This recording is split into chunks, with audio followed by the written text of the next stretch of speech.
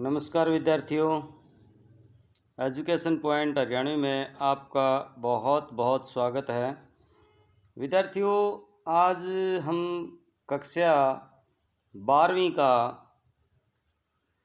रघुकोत्स संवाद जो आपका पाठ है उसको पढ़ने जा रहे हैं। तो आप बने रहिए मेरे साथ एजुकेशन पॉइंट हरियाणवी पर। तो सबसे पहले हम उस पाठ का परिचय पढ़ते हैं। प्रस्तुत पाठ महाकवि कालिदास के रघुवंश महाकाव्य के पंचम सर्ग से लिया गया है। इस महाकाव्य में 19 सर्ग हैं, अध्याय हैं। संस्कृत महाकाव्य की परंपरा में इसे श्रेष्ठ महाकाव्य माना गया है। इस महाकाव्य में कवि ने इक्ष्वाकु वंश के विभिन्न राजाओं का वर्णन किया है, जिसमें दलीप, रघु, अज, दशरथ, राम और कुश का विस्तृत वर्णन है। इनके पराक्रमों को कालिदास ने उदात्त रूप में प्रकट किया है।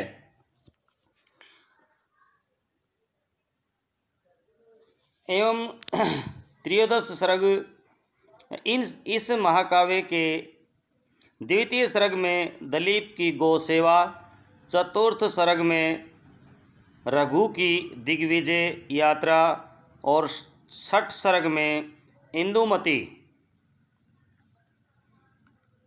का स्वयंवर एवं त्रयोदश सर्ग में राम का अयोध्या लौटना आदि उत्तम स्थल हैं। जो आज का प्रस्तुत हमारा पाठ है रघुकोत्स संवाद, ये नामक पाठ में रघुवंश के प्रतापी महाराज सम्राट जो महाराज रघु एवं वर्तंतु के शिष्य कोत्स नामक ब्रह्मचारी के मध्य साकेत नगरी में होने वाले संवाद का वर्णन किया गया है। राजा रघु की दानवीरता का चित्रण ही इस पाठ का मुख्य उद्देश्य है।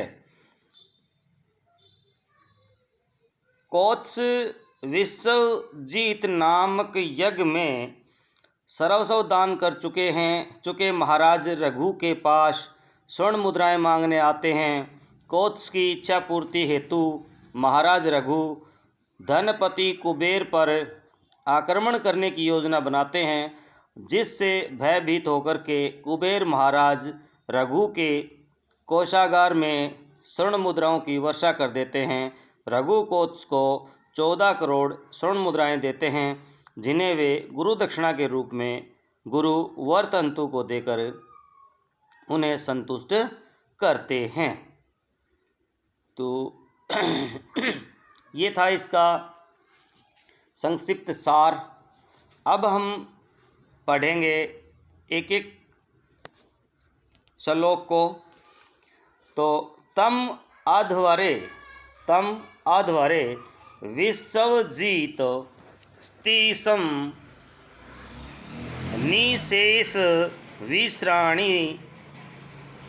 विसराणित कोश जातम उत्पात विद्धो गुरु दक्षिणार्थी कोत्स परपदे वर्तन्तु शिष्य। तो क्या कहता है? उत्पात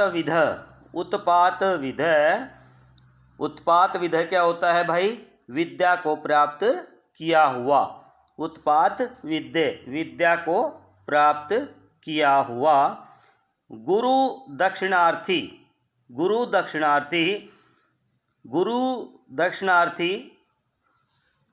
गुरु से जो है दक्षिणा की इच्छा की प्रार्थना करने वाला। वर्तंतु शिष्य कोत्स, वर्तंतु का शिष्य कोत्स विश्व विजित अधवरे विश्व विजित नामक के अधवरे यज्ञ में निःशेष विष्णित कोष जातम यानी कि सारा धन देने वाले तम स्तीशम पर पदे उस राजा के पास पहुंचा। तो क्या बताया इसमें, क्या कहता है कि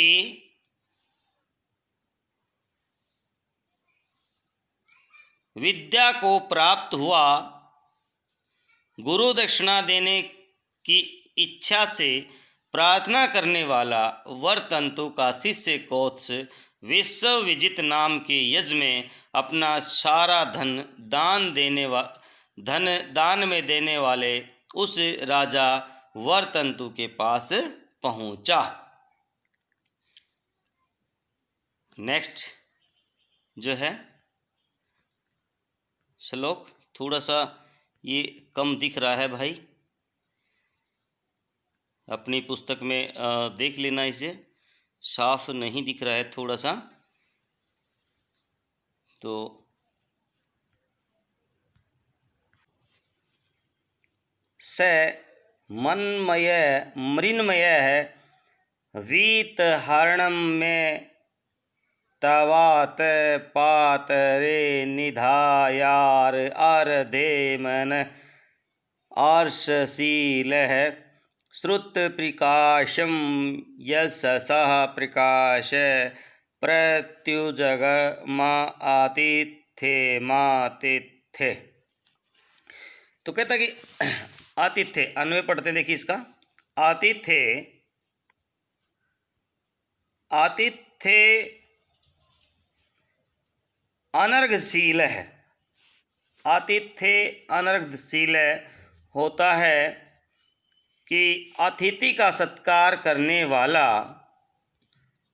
अतिथि का सत्कार करने वाला। अनर्घशील यशंसा प्रकाश है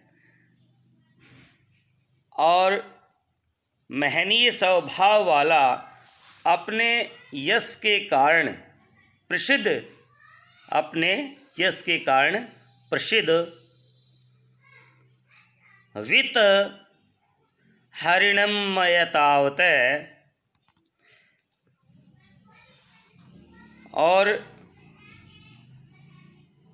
मरमनय है।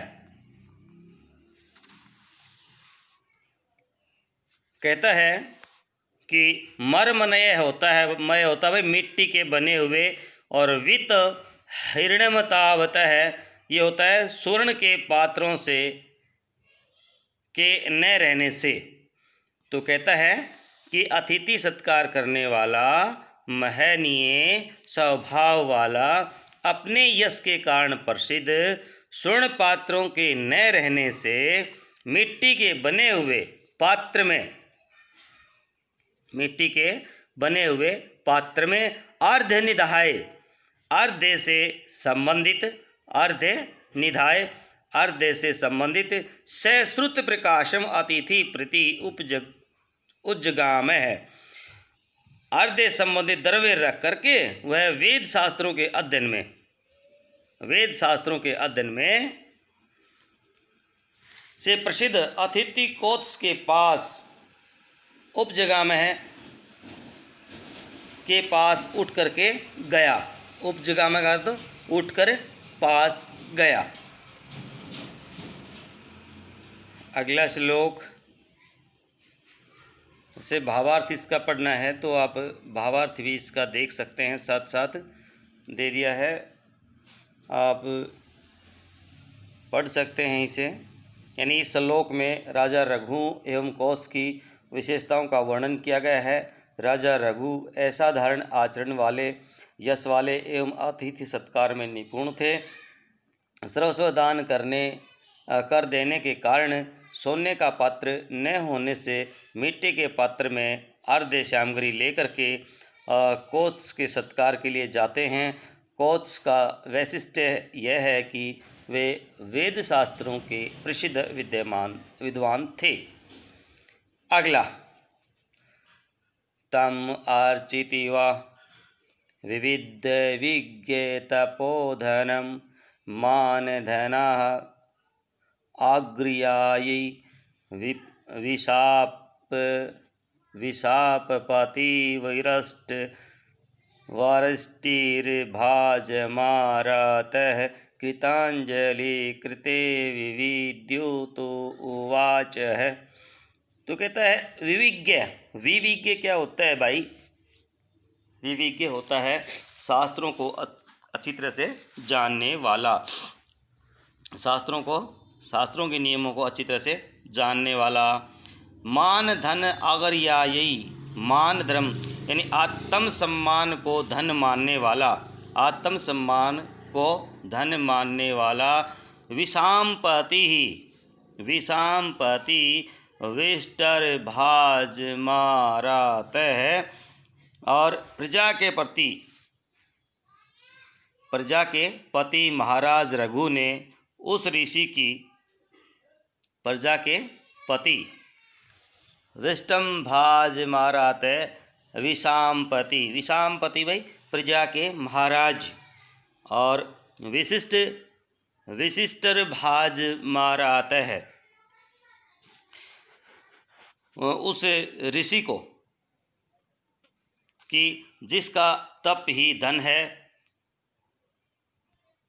जिसका तपोधनम, जिसका की तपस्या ही धन है।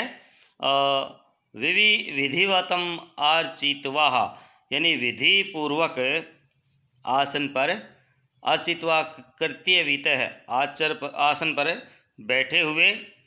और कृतांजलि इति उवाच, कृतांजलि यानी हाथों को जोड़ करके इस प्रकार बोला। यानी भाई क्या कहता है? शास्त्रों के नियमों के ज्ञाता, आत्म सम्मान को धन मानने वाले, जो ना राजाओं में आगे गिने जाने वाले, प्रजा के जो स्वामी हैं, वो ऋषि जिसकी का तप ही धन है और कुश का आसन है, बैठे हुए थे। वे उसके समीप जाकर के कर्तव्य का निर्वाह करते हुए हाथ जोड़ करके बोले, या हाथ जोड़ करके उन्होंने कहा। नेक्स्ट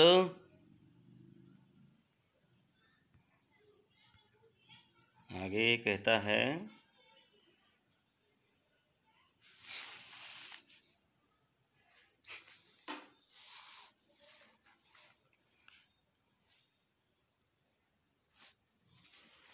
कि तम अर्चित्वा विविध विज्ञ तम अर्चित्वा,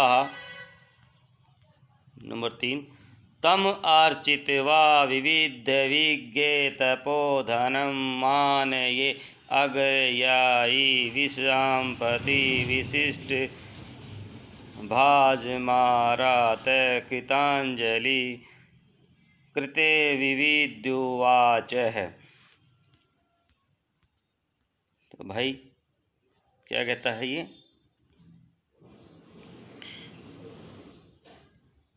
कहता है विविध मानम धनम आग्र्यायी, कि विविध मानम धनम आग्र्यायी,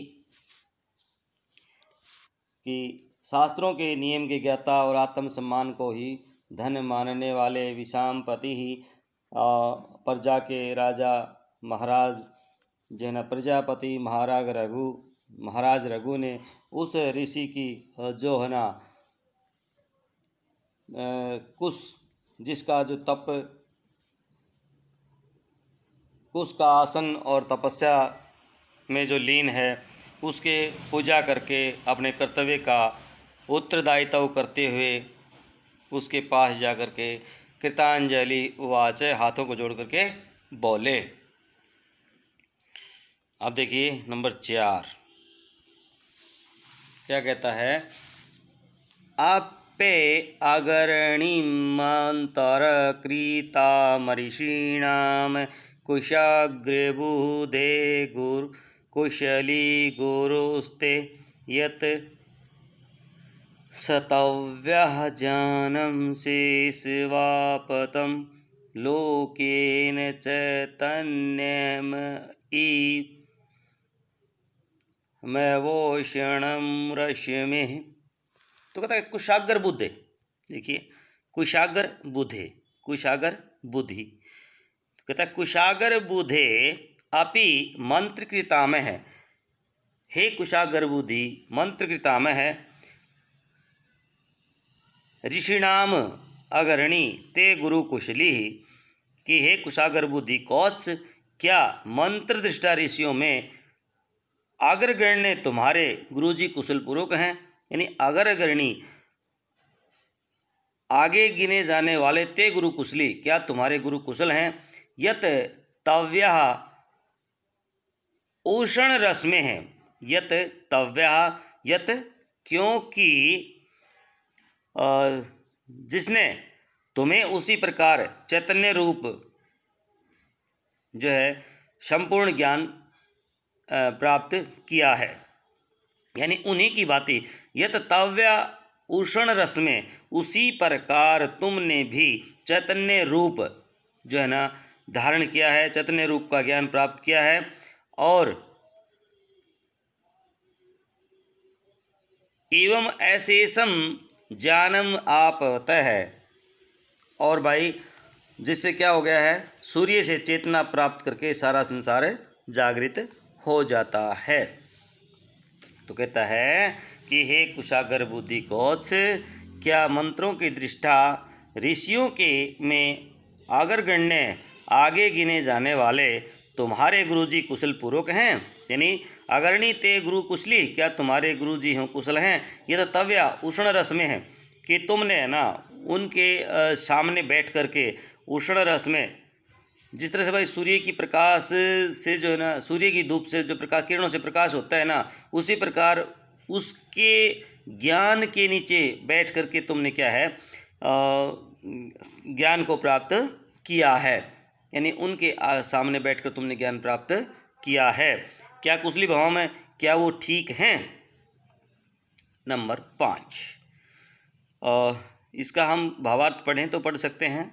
कई मरतबा भावार्थ एग्जाम में पूछ लिया जाता है, जिसका भाव यह है कि जिस प्रकार रात्रि के अंधकार में सारा संसार सोया रहता है, परंतु सूर्य के प्रकाश से अंधकार दूर हो जाता है, सभी लोग चेतना प्राप्त करके अपने अपने कार्यों में संलग्न हो जाते हैं, उसी प्रकार गुरु वर्तंतु ने के अज्ञान रूपी अंधकार को दूर करके चेतना रूपी संपूर्ण ज्ञान भर दिया है। यहाँ वर्तंतु की उपमा सूर्य से की गई है। चैतन्य विष्णु रश्मि में उपमा अलंकार की छटा अवलोकनीय है। और कौत्स के गुरु वर्तंतु चिंतनशील ऋषि थे, अतः उन्हें मंत्र दृष्टा भी कहा गया है। 5वां श्लोक भाई, आइए पढ़ते हैं। तवा अहरतौ न अभिगमेन तृप्त मनो नियोग क्रियेयोत्सुक में अपया गया शासितुम अंतरात्मनः वा प्राप्तो असि संभावयितुम वनान माम। अब देखिए, अहरत तो, अहरत प्रशंसा के योग्य, तुम अहरत, अहरत तो क्या कहता है, प्रशंसा के योग्य यानी आपके आगमन से, अभी आगमनेन की प्रशंसा के योग्य आपके आगमन से, नियोग क्रिया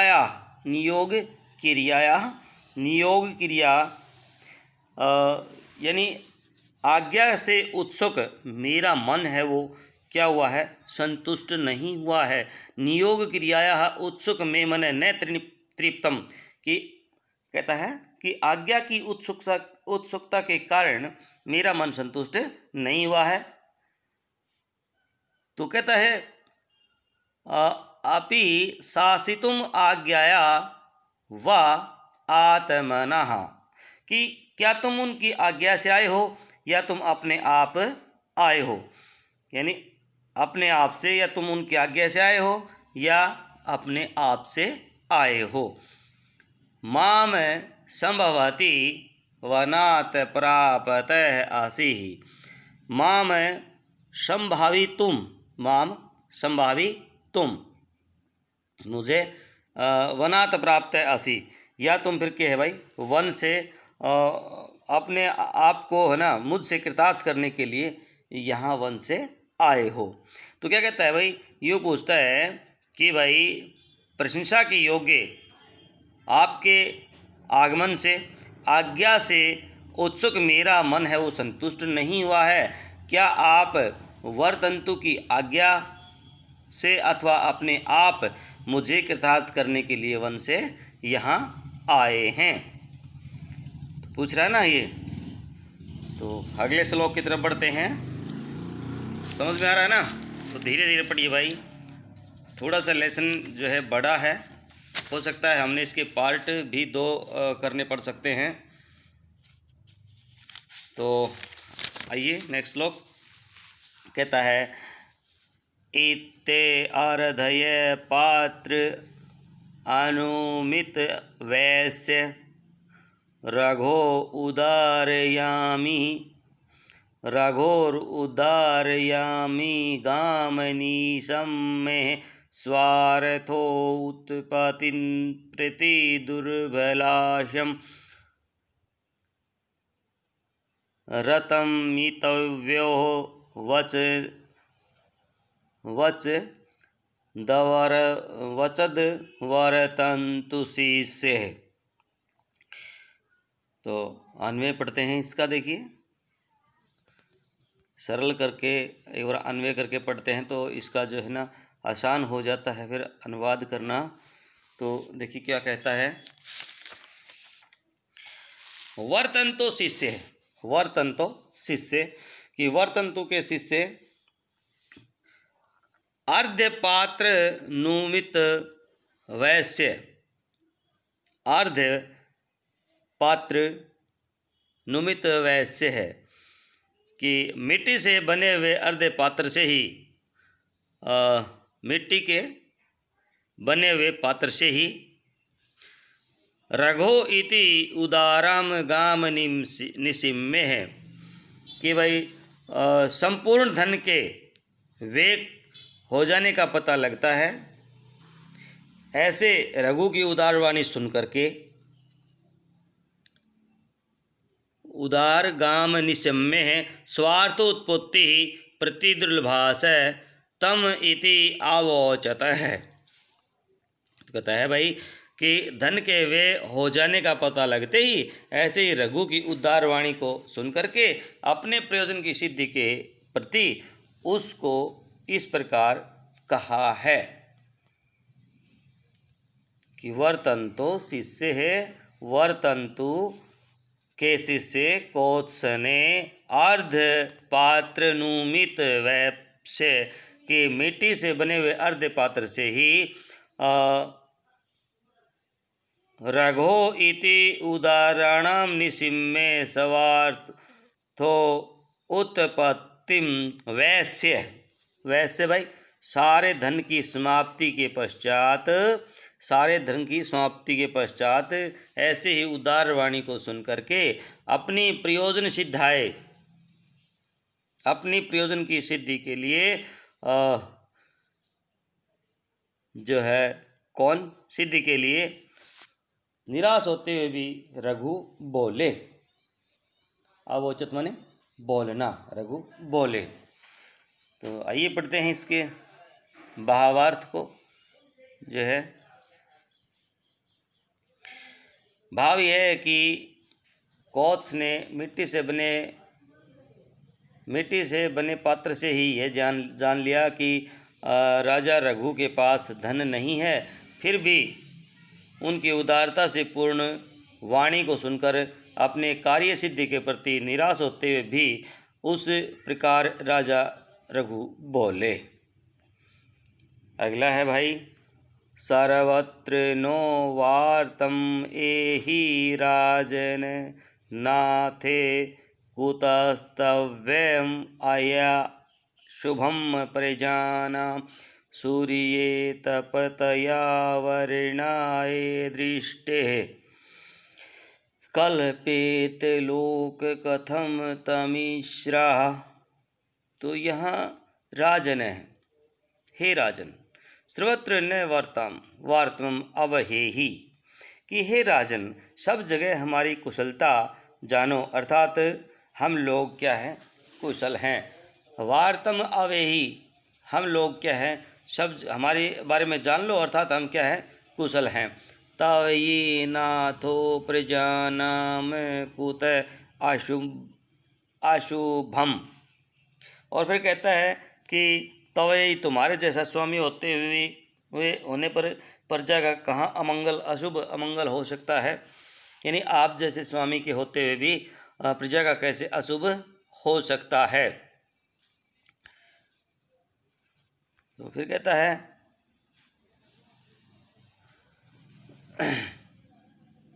सूर्ये तपति लोकस्य दृष्टे अवधारणाय तमिश्रा कथम कल्पेत। तो कहता है कि भाई सूर्य तपती लोक से, जब इस संसार में क्या तपता है, सूर्य तपता है। यानी सूर्य के प्रकाशमान होने से दृष्टि होने पर जो है ना, पृथ्वी पर जो है क्या है, तमिश्र कल्पेत है, अंधकार की कल्पना कैसे की जा सकती है। यानी जब सूर्य है वो पृथ्वी के ऊपर तप रहा है तो फिर अंधकार की कल्पना कैसे की जा सकती है। इसका भावार्थ देखिए भाई, भावार्थ आता है एग्जाम में, सरलार्थ भावार्थ दोनों आते हैं। तो कोत्स के कहने का भाव यह है कि जैसे सूर्य के आलोकित रहने पर लोगों की दृष्टि को ढकने में अंधकार समूह नहीं हो सकता, वैसे ही आप जैसे प्रतापी राजा के राज करते हुए हम जैसे प्रजाजनों का अमंगल हो ही नहीं सकता। इसलिए लोग हर प्रकार से कुशल हैं। आगे कहता है भाई नेक्स्ट श्लोक नंबर 8 में, शरीर मात्रमेव नरेंद्र तिष्ठन आभासी तीर्थ प्रतिपादित आरधि आरण्य कोपात फल प्रसूति सतम्बेन निवार इवावशिष्ट। तो नरेंद्र भाई क्या कहता है, नरेंद्र हे राजन, नरेंद्र का अर्थ होता है राजा, हे राजन, आरण्य कोपात फलम प्रसूति ही, आरण्य जंगल में निवास करने वाले मुनिजन, जंगल में निवास करने वाले मुनिजन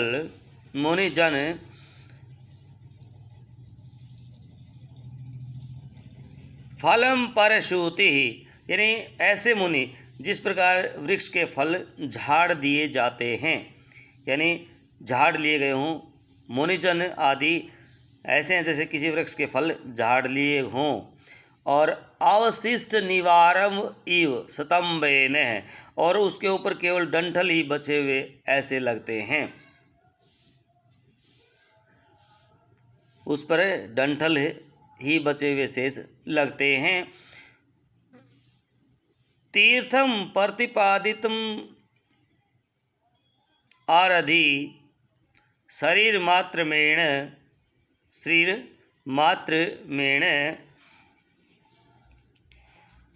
तिष्ठ आभसी ही। तो अब तो क्या कहता है कि भाई ऋषि जो है जंगल में रहते, हे राजन, जंगल में रहते हुए ऋषि की जो अवस्था है वो ऐसी हो गई है। हे राजन, जंगल में निवास करने वाले मुनिजन आदि के द्वारा जिसके दाने झाड़ लिए गए हों, डंठल से बचे हुए ऐसे निवार या सतपात्रों की सारी संपत्ति दान में करने वाले केवल शरीर मात्र से बचे हुए के समान सुशोभित हो रहे हैं। कहता है जिस जैसे है ना एक वृक्ष से जो उसके ना फल झाड़ लिए जाते हैं तो उस पर क्या बचता है भाई, शेष डंठल। तो अब आप जो है अब क्या है ना, वो केवल डंठल के समान ही शेष बच गए हैं। भाव यह है कि जिस प्रकार वनवासी मुनियों द्वारा निवार के दाने झाड़ लिए जाते हैं और फिर डंठल मात्र ही बचा वह निवार देखने को मिलता है। उसी प्रकार राजा रघु भी अपनी सारी संपत्ति सतपात्रों को दान में दे करके केवल शरीर मात्र के ही दिखाई देते हैं। अगला है तद अन्येत तावदनं वदन्ने कार्यो गुरुअर्थं हर्तुम अहं यतिष्ये सवस्ते अस्तु ते निर्गलित अम्बोजगर्भ सार्धधनम न अर्दति चातको अपि। अब यहाँ जो है चातक पक्षी का जो है की चर्चा की गई है कि चातक पक्षी है वो अपने शरीर को गला देता है, लेकिन पानी की एक बूंद है वो नहीं ग्रहण करता सिवाय बादलों के। तत् अचिंत्यत तत् अन्यत अहतावत तत् इसलिए उसको निर्दिष्ट करके कहता है तत् अन्यत अहतावत, जिसे निर्दिष्ट उद्देश्य के अतिरिक्त अन्य कार्य न हो, मैं गुरु की इच्छा पूर्ति के लिए गुरुवम आहार्तुम यतिष्यते है, अपने गुरु की इच्छा पूर्ति के लिए जो है ना महान कार्य कर रहा हूँ, हैं, या गुरु की इच्छा पूर्ति के लिए मैं अर्चेते क्या कर रहा हूँ, यतिष्यते क्या कर रहा हूँ, प्रार्थना कर रहा हूँ। जैसे आपी निंगलित अंबुर गर्भ सर्द धनम न आर्दति, जिस प्रकार पपिया भी उस सर्दकालीन बादल से याचना नहीं करता है जिसके गर्भ में जल निकल चुका है। तो पपैया भी क्या नहीं करता है भाई, उससे प्रार्थना नहीं करता है जिसका जो है जल निकल चुका है। चातक अपि निर्गलित अंबुर गर्भ सर्द घनम न आर्दति, भाई चातक भी ऐसे बादल से प्रार्थना नहीं करता है, सर्दकालीन बादल से प्रार्थना नहीं करता है जिसका जल है वो निकल चुका है। ते स्वस्ति अस्तु, कि तुम्हारा क्या हो भाई, आपका कल्याण हो, आपका कल्याण हो। तो इसका जो भावार्थ है वो आप पढ़ लेंगे। भाव यह है कि कोस ने राजा से कहा कि हे राजन, आपके पास तो कुछ नहीं है, इसीलिए अब मैं किसी दूसरे धनी के पास जाता हूँ, क्योंकि पपैया भी बिना जल वाले बादलों से जल की याचना नहीं करता है। कवि ने यहाँ दृष्टांत अलंकार का जो है ना प्रयोग किया है, जिसमें पपैया स्वयं कोत्स है और शरदकालीन ऋतु क्या है, बादल प्रजा रघु है। नेक्स्ट, एतावद उक्त्वाम परियातु कामे शिष्यं महर्षे नरपति निर्विश्य किं वास्तु विद्वान् गुरुवे परदेयं तव्याकियेद्वेति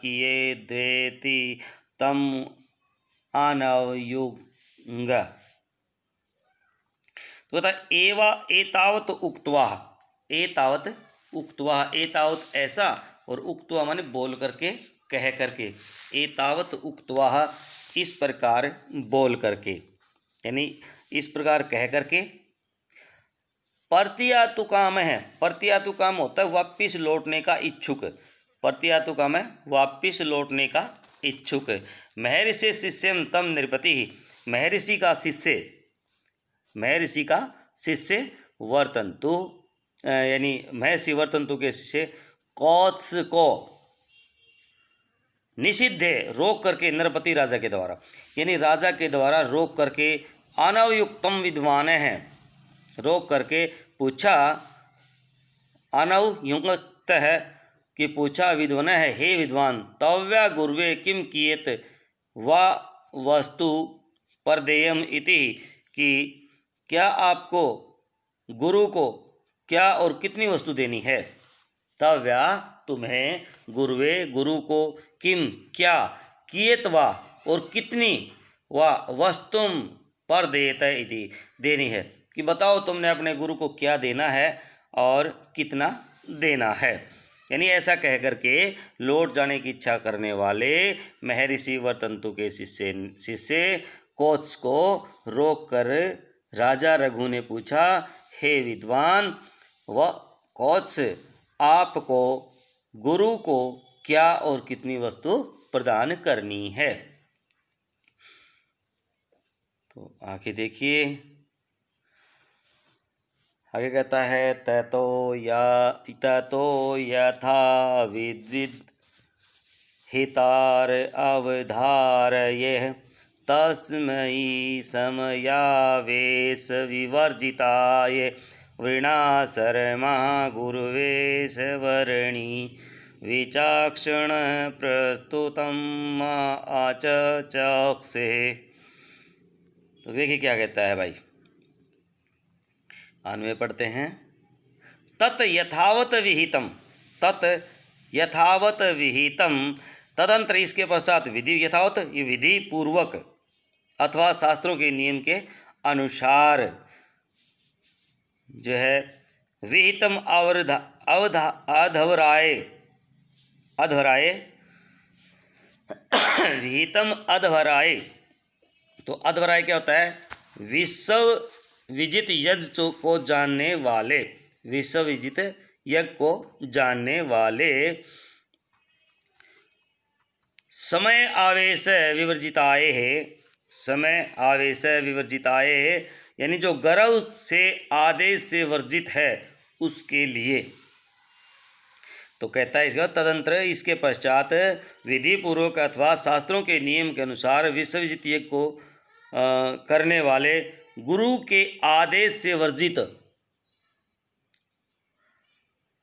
विवर्जिताए, यानी गुरु के आदेश से वर्जित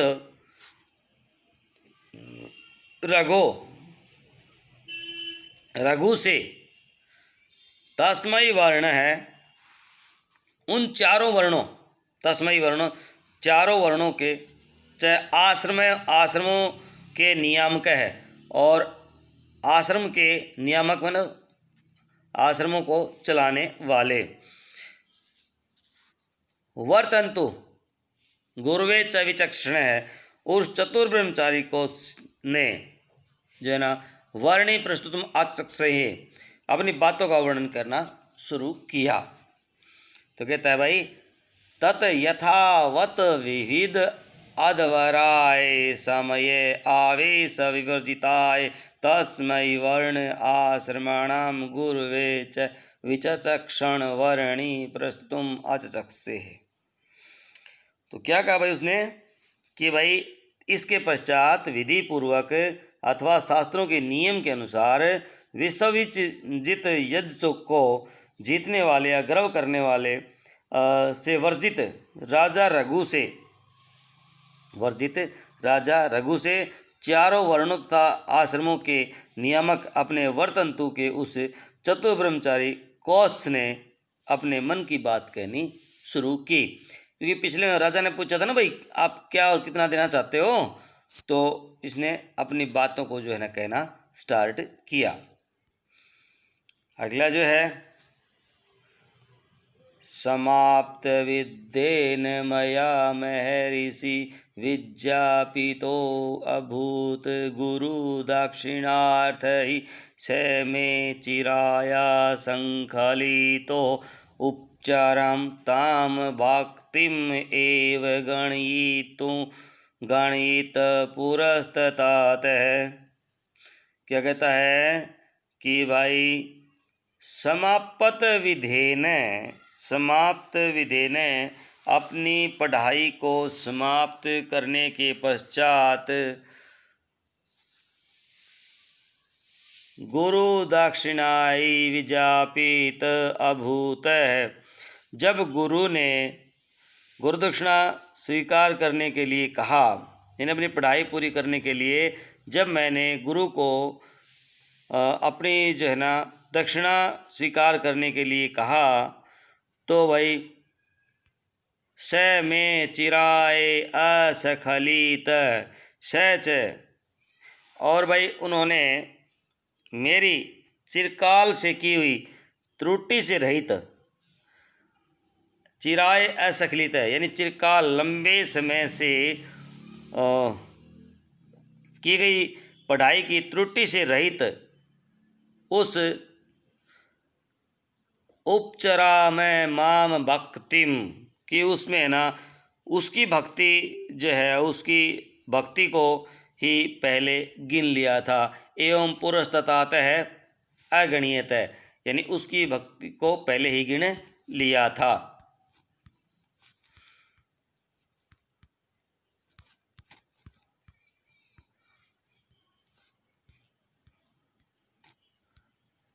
तो देखिए इसका भाव यह है कि विद्या समाप्ति के पश्चात जब कौत्स ने गुरु से गुरु दक्षिणा मांगने के लिए कहा तो कहा कि मैं तुम्हारी शक्ति से ही बहुत प्रसन्न हूँ, गुरु दक्षिणा देकर लेकर क्या करूँगा, क्योंकि कौत्स ने अत्यंत भक्तिपूर्ण उनकी सेवा की थी और उनकी भक्ति गुरु दक्षिणा के समान ही थी। तो विद्यार्थियों, ये हमने 12 श्लोक पढ़े हैं। लेसन बहुत बड़ा है, इसलिए इसका जो आगे का हिस्सा है मैं आपको अगले वीडियो में दूंगा। तो बने रहिए तब तक मेरे साथ। जय हिंद, जय भारत, वंदे मातरम।